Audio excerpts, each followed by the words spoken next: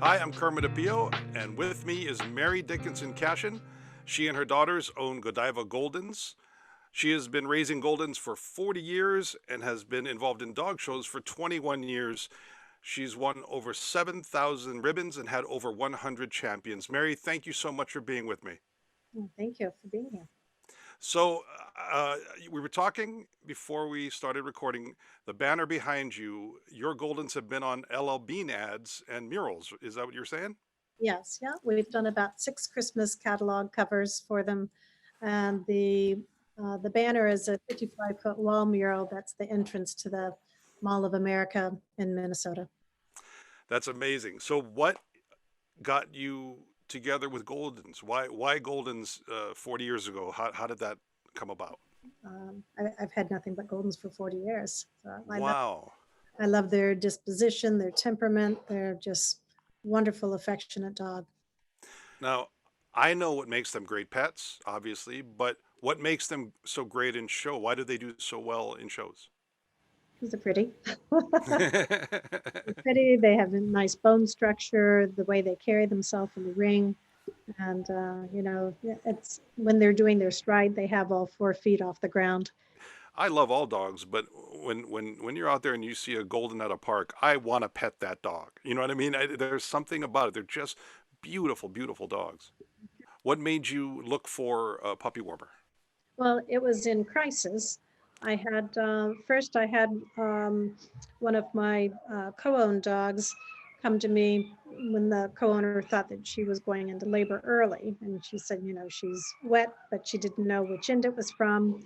And so I picked up Merlot and brought her back to the house. And she wasn't in early labor. She had thrown up. And so I had an x-ray done and we could see a piece of wire inside her. So, I called Oh, the co-owner and said she ate something because we can see a piece of wire coiled up inside. oh, And then they said, the next day after they found out, who was near the dog or what did the dog eat because the co-owners hadn't seen it. Her sister said that the dog ate a loaf of bread with a plastic sleeve and the metal twist tie.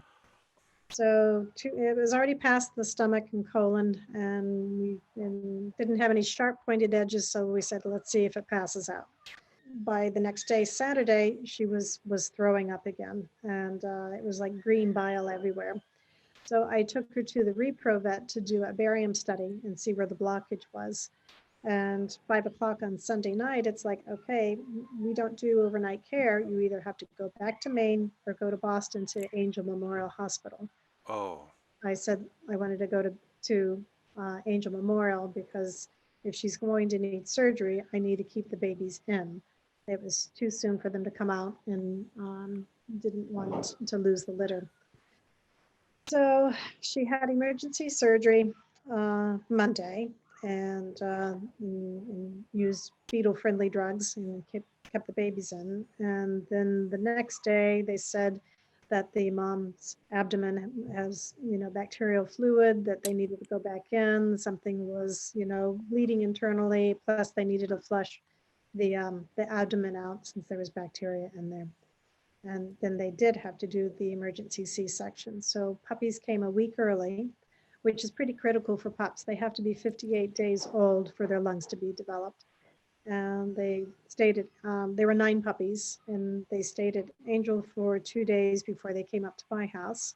And then, 3 died the first day that they came up, 1 in Oh. transport and 2 that night.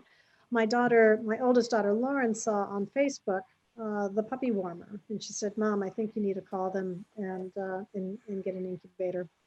So I called Ken at 3:30 in the afternoon, and he said that he had an awards dinner and 27 minutes to go to, and he hopes he wins. But here, give my wife your credit card, number and address. I'll run to the warehouse and ship it to you. And you know, FedEx had it to me at 10 the next morning. So it was just unbelievable service to have it Well, that so from 3:30 in the afternoon, till and 10 you got it the next morning.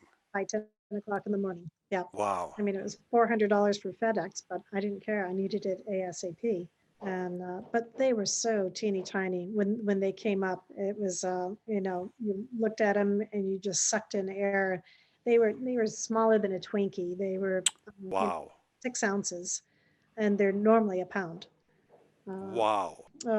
Ken was gone, but I spoke to Debbie and we did FaceTime and hooked up the oxygen compressor and turned on the puppy warmer right away.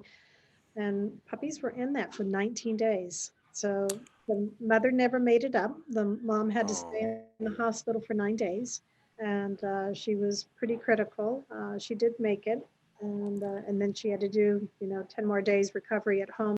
So I had to tube feed, bottle feed every 2 to 3 hours, 24/7.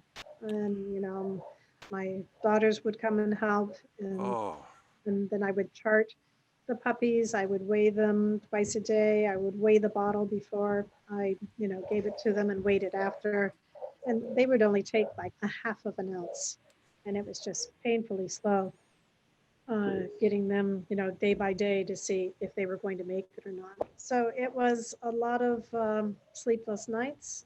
I slept downstairs in a lazy boy next to the puppies. I set the alarm for every 2 hours to get up and feed them again. You're taking cat naps and then getting up to do Mhm. these things every few hours Yep. uh, for days in a row.